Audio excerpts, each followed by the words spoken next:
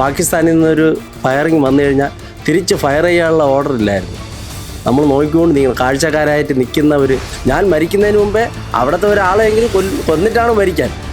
ഏക്ക് ഗോലി ഏക്ക് ദുഷ്മൻ എന്നാണ് നമ്മൾ ട്രെയിനിങ്ങിൽ പഠിപ്പിച്ചിട്ടുള്ളത്. ചോര തിളയ്ക്കുന്ന ആ ഒരു പ്രായമാണ്. ആ പ്രായത്തിലാണ് ഞങ്ങളുടെ ശ്രീനഗറിൽ കൊണ്ടുപോകുന്നത്. തോക്കിലെ മാഗസീനിലുള്ള 20 റൗണ്ടും തീർത്തയ്ക്കാനാണ് പറഞ്ഞത് അവിടെ നിന്ന് ഒരു ഫയറിങ് വന്നു കഴിഞ്ഞാൽ. ഈ നരേന്ദ്രമോദി ഇന്ത്യയുടെ പ്രധാനമന്ത്രിയായി വന്നതിന് ശേഷമാണ് ലോക രാജ്യങ്ങൾ അറിയാൻ തുടങ്ങിയത് ഇന്ത്യ എന്ന ഒരു രാജ്യം ഉണ്ടെന്നത് പോലും. പിന്നെ അതിനെ നമ്മൾ പതുക്കെ താഴെ ഇറങ്ങിയിട്ട് ID ബ്ലാസ്റ്റ് ചെയ്ത് ആ വീടോടുകൂടെ അതിനെ നശിപ്പിച്ചു. കാരണം ഫസ്റ്റ് അറ്റാക്ക് എന്ന് പറയുന്ന ഫ്രണ്ടിൽ പോകുന്ന ആൾക്കാണ് കോർഡൺ സെർച്ച്. പിന്നെ അവിടുത്തെ കോൺഗ്രസിൻ്റെ സമയത്ത് ചെയ്തിരുന്നല്ലോ നമ്മളിങ്ങനെ വിണ്ടായിരുന്നിട്ട് കാര്യമില്ല. നമ്മളിവിടുന്ന് കുറച്ച് ജവാന്മാരുടെ ജീവൻ നഷ്ടപ്പെടുത്തിയിട്ട് കാര്യമില്ല. അടിക്ക് തിരിച്ചടി. ഞാൻ BSFലായിരുന്നു. 21 വർഷം ഞാൻ സർവീസ് ചെയ്തതാണ്.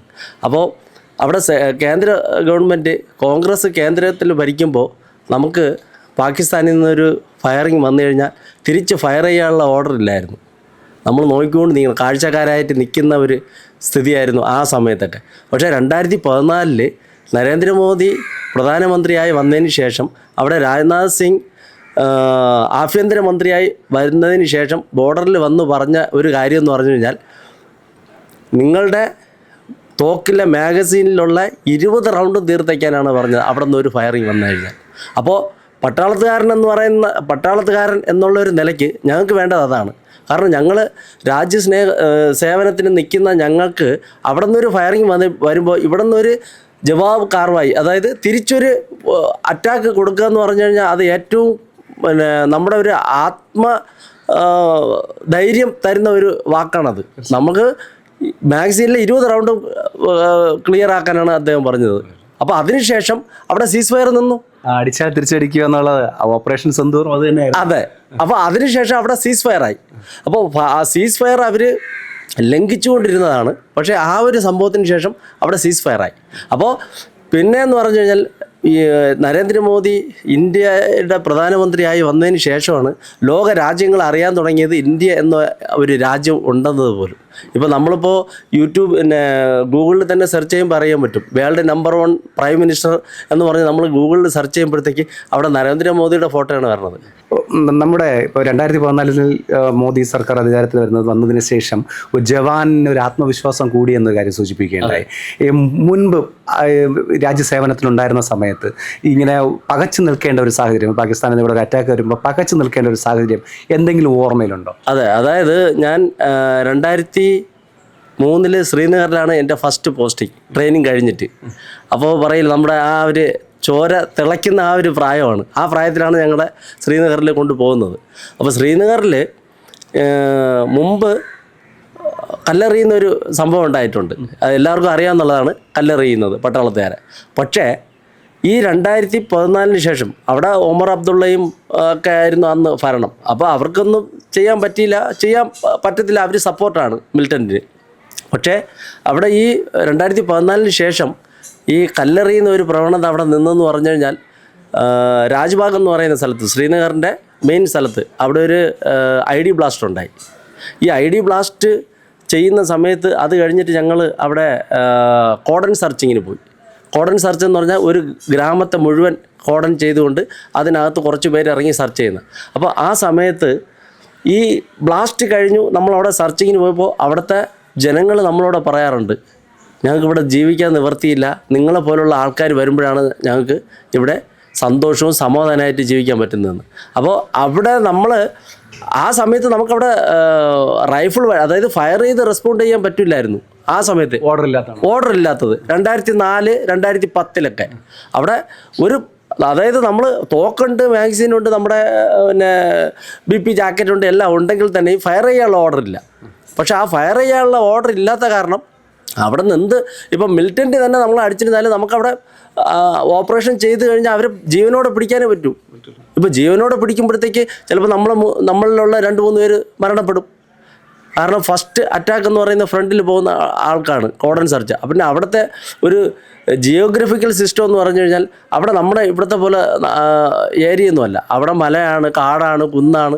അപ്പോൾ അവിടെ ആ മിലിറ്റൻറ്റിന് എല്ലാ വഴികളും അറിയാൻ പറ്റും. മിലിറ്റൻറ്റിനെ സഹായിക്കുന്നത് അവിടുത്തെ ജനങ്ങളും അവിടുത്തെ ലോക്കൽ നാട്ടുകാരുമാണ്. അവിടുത്തെ ഭരണഘടന ആൾക്കാർ. ആ ഒരു സ്ഥിതി 2014 ശേഷം മാറി. ഇല്ല, അതില്ല. ആ 2014 ശേഷം അവിടെ യാതൊരു പ്രശ്നങ്ങളും. ഇപ്പോൾ കംപ്ലീറ്റ് BSF അവിടെ നിന്ന് വിഡ്രോൾ ചെയ്തിട്ടുണ്ട് ശ്രീനഗറിൽ നിന്ന്. മുമ്പ് 250 ബറ്റാലിയൻ അവിടെ ഉണ്ടായിരുന്നതാണ് ശ്രീനഗറിൽ. ഇപ്പം അതിൻ്റെ ആവശ്യമില്ല, കാരണം ഇപ്പം അവിടെ പീസായി, സമാധാനമായി. ഓപ്പറേഷൻ സിന്ദൂർ ഇപ്പോൾ നരേന്ദ്രമോദിയുടെ ഭരണകാലത്ത് ഏറ്റവും നല്ല അറ്റാക്ക് പ്രതിരോധം എന്ന് പറയുന്നത് ഓപ്പറേഷൻ സിന്ദൂറാണ്. നമ്മുടെ ഭാരത സ്ത്രീകളുടെ സിന്ദൂരം മായ്ക്കാൻ ശ്രമിച്ചവർക്കെതിരെയുള്ള ഒരു നടപടി. ഈ സൈനിക നടപടി ശരിക്കും നല്ലതായിരുന്നോ അതോ?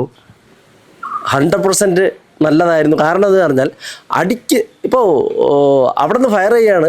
നമ്മൾ ഇങ്ങനെ മുമ്പ് കോൺഗ്രസിൻ്റെ സമയത്ത് ചെയ്തിരുന്നല്ലോ, നമ്മളിങ്ങനെ മിണ്ടായിരുന്നിട്ട് കാര്യമില്ല. നമ്മൾ ഇവിടെ നിന്ന് കുറച്ച് ജവാന്മാരുടെ ജീവൻ നഷ്ടപ്പെടുത്തിയിട്ട് കാര്യമില്ല. തിരിച്ചടി. അതാണ് അത് ഓപ്പറേഷൻ സാധിച്ചു കറക്റ്റ്. അതായത് അവരുടെ ഒളിസങ്കേതം കണ്ടെത്തി അവരെ പിടിക്കാനും അവരെ 1-2 പേരെ കൊല്ലാനും ഒക്കെ സാധിച്ചു. വളരെ കറക്റ്റായിട്ടുള്ള നടപടിയാണ്. അതിപ്പോൾ നമ്മളെ അടിച്ചാൽ നമുക്ക് തിരിച്ചടിക്കാൻ കഴിയുമെന്നുള്ളത് അതാണ്. നമ്മളെ അടിച്ചു കഴിഞ്ഞാൽ നമ്മൾക്ക് തിരിച്ചടിക്കാനുള്ള ഒരു കഴിവുണ്ട്. ആ കഴിവ് തരുന്നത്, അതിനുള്ള ഒരു ബീറ്റ് ഓഫ് പവർ തരുന്നത് നമ്മുടെ പ്രധാനമന്ത്രിയാണ്, നമ്മുടെ കേന്ദ്രം ഭരിക്കുന്ന ആൾക്കാരാണ്. മോദിക്ക് മുമ്പുള്ള ഒരു പട്ടാള ജീവിതവും മോദിക്ക് ശേഷം ചേട്ടൻ എത്ര ഉണ്ടായിരുന്നു? അപ്പോൾ ഈ മോദിക്ക് ശേഷമുള്ള പട്ടാള ജീവിതം എങ്ങനെ കാണുന്നു? ഒരുപാട് വ്യത്യാസം. അതായത് മുൻപ് മോദി സർക്കാർ വരുന്നതിന് മുൻപ് DA ആയിരുന്നാലും പിന്നെ നമ്മുടെ വെൽഫെയർ സംബന്ധിച്ചുള്ള കാര്യങ്ങളായിരുന്നാലും നമ്മൾ മുമ്പത്തെ കാലം ഒരുപാട് വ്യത്യാസം വന്നിട്ടുണ്ട്. വ്യത്യാസം എന്ന് പറഞ്ഞാൽ മെയിനായിട്ടെന്ന് പറഞ്ഞു കഴിഞ്ഞാൽ ഫയർ ജവാബ് കാർവായി. അതായത് അവിടെ നിന്ന് ഫയർ വരുമ്പോൾ തിരിച്ച് അടിക്കാനുള്ള അതാണ് ഏറ്റവും മെയിനായിട്ടുള്ളൊരു കാര്യം എന്ന് പറഞ്ഞാൽ. ആവശ്യം ഒരു പട്ടാളക്കാരൻ്റെ ആവശ്യം അതാണ്. ഞാൻ മരിക്കുകയാണ് രാജ്യത്തിന് വേണ്ടി. ഞാൻ മരിക്കുന്നതിന് മുമ്പേ അവിടുത്തെ ഒരാളെങ്കിലും കൊന്നിട്ടാണ് മരിക്കാൻ. ഏക്ക് ഗോലി ഏക്ക് ദുഷ്മൻ എന്നാണ് നമ്മൾ ട്രെയിനിങ്ങിൽ പഠിപ്പിച്ചിട്ടുള്ളത്. അപ്പോൾ ആ രീതിയിൽ നമുക്ക് ഒരു ഓർഡർ തന്നതെന്ന് പറഞ്ഞു കഴിഞ്ഞാൽ ഈ 2014 ശേഷമാണ്. പിന്നെ ഫുഡിൻ്റെ കാര്യത്തിലായാലും ബാക്കി ഫെസിലിറ്റീസ്, ഏത് ഒരു ഫെസിലിറ്റീസ് ആയാലും നരേന്ദ്രമോദി സർക്കാർ വന്നതിന് ശേഷമാണ് ഏറ്റവും കൂടുതൽ പട്ടാളത്തുകാർക്ക് ഏറ്റവും കൂടുതൽ വെൽഫെയർ ഉണ്ടായിട്ടുള്ളത്. പിന്നെ ലോക രാജ്യങ്ങൾ അറിയുന്നത്, ഇപ്പോൾ ഞാൻ വിദേശത്ത് ഒരു 3-4 സ്ഥലങ്ങളിൽ പോയിട്ടുണ്ട്. അവിടെ ഇപ്പോൾ വിസ വേണ്ട. കാരണം ഞാൻ പെൻഷനായതിന് ശേഷം 2023 പെൻഷനായതിന് ശേഷം ഞാൻ 3 രാജ്യങ്ങളിൽ ഞാൻ സന്ദർശിച്ചു. Dubai, Thailand, Malaysia. അപ്പോൾ ഇവിടെയെങ്ങും വിസ വേണ്ട, ഇപ്പോൾ ഫ്രീ വിസയാണ്. വിസ മുമ്പെന്ന് പറഞ്ഞു കഴിഞ്ഞാൽ അവിടുത്തെ ഒരു വിസ ഇല്ലെങ്കിൽ ആ രാജ്യത്ത് നമുക്ക് പോകാൻ പറ്റില്ല. ഇപ്പോൾ നമ്മളവിടെ ചെല്ലുമ്പോഴത്തേക്ക് ഏത് കൺട്രി നമ്മുടെ പാസ്പോർട്ട് നോക്കുമ്പോൾ തന്നെ അവർ പറയും ഇത് ഇന്ത്യയാണ്, ഓക്കെ. അവർ സീലടിച്ച് വിടുകയാണ് എമിഗ്രേഷനിൽ. അപ്പോൾ ആ ഒരു പവർ വന്നത് 2014 ശേഷമാണ്. ഒരു പവർഫുൾ പ്രധാനമന്ത്രി. അപ്പോൾ ഒരു സൈനികൻ്റെ ജീവിതം മരണത്തെ മുഖാമുഖമാണ്. ഇപ്പം നേരത്തെ പറഞ്ഞതുപോലെ നമ്മൾ മരിക്കും എന്നുള്ള ഉറപ്പോട് കൂടിയാണ് നിൽക്കുന്നത്. പക്ഷെ അങ്ങനെ ഒരു സിറ്റുവേഷൻ, മരണത്തെ മുഖാമുഖം കണ്ടിട്ടുള്ള ഒരു അവസ്ഥ അല്ലെങ്കിൽ ഒരു അവസരം ജീവിതത്തിലുണ്ടായിട്ടുണ്ടോ? ഓക്കെ. അതായത് ഞാൻ QRTയിലായിരുന്നു ശ്രീനഗറിൽ. ക്വിക്ക് റിയാക്ഷൻ ടീം എന്ന് പറയും. അപ്പോൾ അവിടെ ഈ ക്വിക്ക് റിയാക്ഷൻ ടീമിൻ്റെ ജോലി എന്ന് പറഞ്ഞു കഴിഞ്ഞാൽ ഇൻഫർമേഷൻ കിട്ടും, ഇന്ന സ്ഥലത്ത് ഇത്ര മിലിറ്റൻ്റ് എത്തിയിട്ടുണ്ട്. ആ ഇൻഫർമേഷൻ അനുസരിച്ച് നമ്മളവിടെ കോഡൻ സെർച്ച് ചെയ്യും. കോഡൻ സെർച്ച് ചെയ്തിട്ട് അകത്ത് പോയി ഓരോ വീടുകളും, അവിടുത്തെ ശ്രീനഗറിലെ വീടുകളെന്ന് പറഞ്ഞാൽ തടിയിലുണ്ടാക്കിയ വീടുകളാണ്. അപ്പോൾ തടിയിലുള്ള വീടുകളാണ്, 3 നില വീടുകളാണ്. ഈ 3ാമത്തെ നിലയുടെ ഏറ്റവും ടോപ്പിൽ അവർ ഒരു സ്റ്റോർ റൂം കിട്ടും. ആ സ്റ്റോർ റൂമിലാണ് ഈ മിലിറ്റൻ്റ് ഒളിച്ചിരിക്കുന്നത്. അപ്പോൾ ഞങ്ങൾ ഫസ്റ്റിൽ പോകുന്ന 2-3 പേര് പോകുമ്പോഴത്തേക്ക് നമ്മൾ പൊസിഷൻ എടുത്തായിരിക്കും പോകുന്നത്. എപ്പോഴും വേണം എന്ത് വേണം സംഭവിക്കാം. അപ്പോൾ നേരെ ടോപ്പിൽ പോകുമ്പോഴത്തേക്ക് അവിടെ മിലിറ്റൻ്റ് ഉണ്ടായിരുന്നു. ഞങ്ങൾ പിന്നെ മേളിൽ കയറി മിലിറ്റൻ്റെ ഒരു ഫയർ വരുന്നതിന് മുമ്പേ തന്നെ നമ്മളെന്ത് ചെയ്തു, നമ്മൾ 3-4 പേരുണ്ടായിരുന്നു. 4 പേര് 4 റൂമിലേക്ക് സൈഡിലേക്ക് മാറി. അത് കഴിഞ്ഞിട്ട് കാരണം ഈ മിലിറ്റന്റിന് പുറത്തു പോകാൻ പറ്റില്ല, കാരണം വീട് മൊത്തം സെർച്ച് ചെയ്തിരിക്കുകയാണ്, പട്ടാളം മൊത്തം സെർച്ച് ചെയ്തിരിക്കുകയാണ് വീട്ടിൽ. പിന്നെ അതിനെ നമ്മൾ പതുക്കെ താഴെ ഇറങ്ങിയിട്ട് ID ബ്ലാസ്റ്റ് ചെയ്ത് ആ വീടോടുകൂടെ അതിനെ നശിപ്പിച്ചു. അങ്ങനെ ഒരു സംഭവം ഉണ്ടായിട്ടുണ്ട് QRTയിലായിരുന്ന സമയത്ത്. പിന്നെ കുപ്വാഡ എന്ന് പറയുന്ന സ്ഥലത്ത്, ശ്രീനഗറിൽ നിന്ന് കുപ്വാഡയിൽ പോയി അവിടെ ഒരു മിലിറ്റൻ്റെ ക്യാമ്പിൽ പോയി. അപ്പോൾ അവിടുത്തെ ഈ കാട്ടിനിടയ്ക്ക് ഒരു 3 AK-47 ഒരു 36 റൗണ്ട്, 2 പിസ്റ്റൾ, ഇതെല്ലാം നമ്മൾ പിന്നെ പിടിച്ചെടുത്തു. പക്ഷേ അവിടെ നിന്ന് ആളെ കിട്ടിയില്ല. മിലിറ്റൻ്റ് ഓടിക്കളഞ്ഞു. പകലായിരുന്നു. നമ്മളവിടെ ചെന്ന് ഓപ്പറേഷൻ തുടങ്ങുന്നത് ഉച്ചയ്ക്കായിരുന്നു. ആ സമയത്ത് അങ്ങനെ ഒരു 1-2 അറ്റംപ്റ്റ് എൻ്റെ ലൈഫിലുണ്ടായിട്ടുണ്ട്.